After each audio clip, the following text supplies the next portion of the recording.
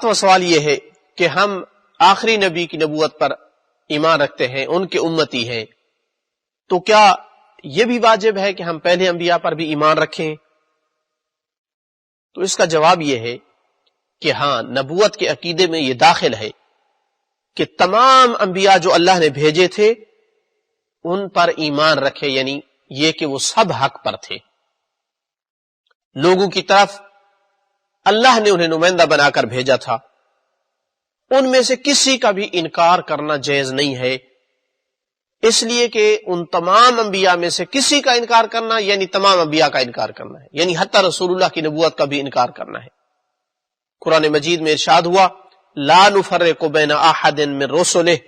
ہم اس کے رسولوں میں سے کسی ایک میں بھی فرق نہیں کرتے ہیں۔ اسی وجہ سے قرآن مجید نے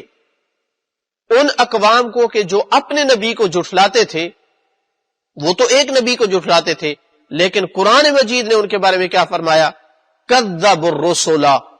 کہ انہوں نے سب رسولوں کو جھٹلا دیا۔ یہ اسی وجہ سے تھا کہ ایک نبی کا جھٹلانا تمام انبیاء کے جھٹلانے کے مترادف تھا، چونکہ سب کے سب اللہ نے بھیجے ہیں۔ البتہ اتنا فرق ہے کہ جس شریعت پر عمل کرنا ہمارے لیے ضروری ہے وہ صرف آخری نبی صلی اللہ علیہ وآلہ وسلم کی شریعت ہے، اسی آخری نبی کی ہی اتباع ہم پر واجب ہے۔ اس کے علاوہ جتنے انبیاء ان کی شریعتیں تھیں